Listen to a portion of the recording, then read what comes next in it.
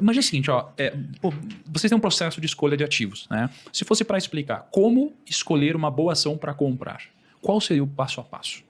Bem, quando o cidadão não tem cultura de investimento, ele terá que recorrer a um profissional, evidentemente, que vai poder elucidar e transmitir as eventuais oportunidades, a oportunidade de eventuais resultados, não é isso? Você então analisa o projeto. Nós o que fazemos é analisar os projetos. Eu vou citar, por exemplo, o seguinte.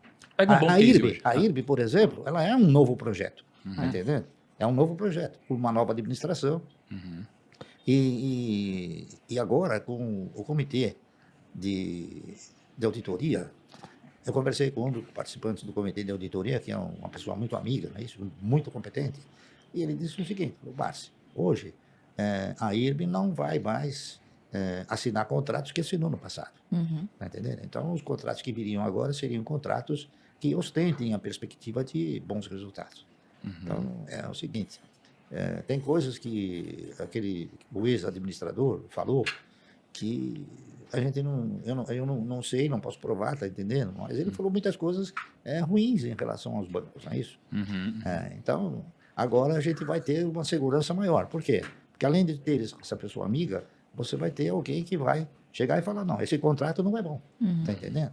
Então, o que aconteceu também? A IRB tinha um contrato que veio de um dos bancos, tá entendendo? Na qual ela assegurava ao cidadão uma indenização por Covid no Chile. Então, quer dizer, durante o período de pandemia, isso se acentuou. Então, os sinistros eles foram evoluindo de uma forma bastante intensa. Então, eu acredito que isso não vai acontecer mais. Pode até haver uma outra pandemia, mas talvez eles não façam um novo contrato como fizeram no final, entendeu? Então, o princípio de seleção é esse princípio de você avaliar o futuro também, de você olhar não só o presente, como você também olhar para o futuro. Tá entendendo? Vou só citar mais um projeto que a gente analisou e avaliou recentemente.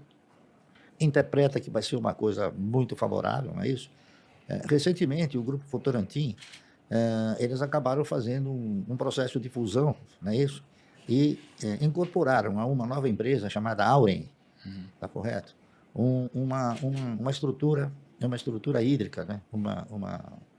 Uma usina hidrelétrica chamada Porto Primavera, que foi uma das usinas criadas pela CESP, não é isso?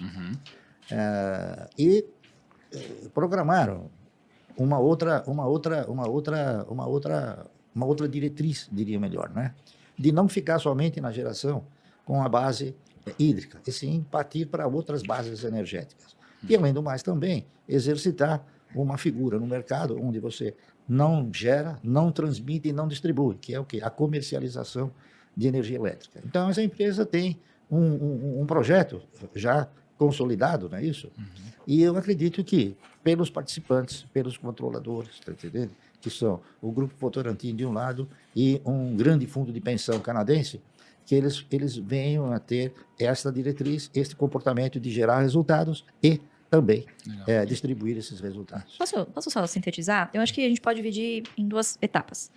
Tudo que o senhor falou aqui, né, faz parte de escolher boas empresas, que é diferente de escolher boas ações, num primeiro momento. Então, nas boas empresas, você foca primeiro em desbravar as qualidades, né, as variáveis qualitativas. Então, quem são os gestores, como funciona o projeto, para quem ela vende, né? Então, um teste para você saber se você está a par do que você tem na sua carteira é: escreva em um parágrafo o que as empresas da sua carteira vendem. Você sabe explicar como funciona uma operação, para quem, quais são os insumos, né? Quais são os serviços, enfim. Se você não souber, pode ser que você tenha começado aí com o pé, né? com o pé errado. Pé esquerdo. Exatamente. Então, escolher primeiro uma boa empresa. E é aqui que está a boa parte do trabalho, que é o que as pessoas geralmente não fazem. A segunda fase é você tentar interpretar através do preço se esta boa empresa é um bom investimento. De novo, como eu disse, depende do preço. De nada adianta você ter uma boa empresa na sua carteira se você pagou caro por ela. E é aqui que vem, acho que um dos grandes problemas dos investidores, que são investidores de longo prazo, não por convicção, mas por acaso. O papel que comprou lá, pô, tava na moda, o fulano, ciclano falou, a corretora Abandona tal a recomendou. carteira, né? Não é nem isso. Ele comprou por algum motivo que nem ele sabe qual é. Provavelmente porque ele achou que, porque subiu muito, continuaria nessa trajetória. E aí, quando o papel acaba realizando, ele não continua esse projeto. Porque ele não tem convicção, ele não sabe por que ele comprou. Então, o preço, ele importa muito e muitas vezes o longo prazo, sozinho, não corrige isso.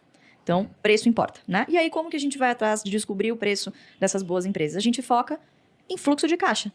Pagar dividendo no final do dia é a empresa ter a capacidade de tirar lá no final do trimestre o que ela vai investir, usar ali de CAPEX ou para adquirir outras empresas para parte do seu crescimento, certo? E a outra parte, ela remunera o capital do acionista, que está ali correndo risco, né? E vai estar lá de prontidão, provavelmente, se essa empresa precisar se capitalizar em algum momento. Então, Legal. investir em dividendos não exclui você investir em empresas que vão crescer.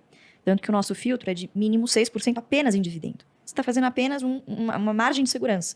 O que vier de valorização é um bônus, é uma consequência de você ter colocado para dentro bons ativos a bons preços. E Legal. aí sim, que paguem bons dividendos, e aí a lição de casa, a disciplina e paciência de reinvestir esses dividendos.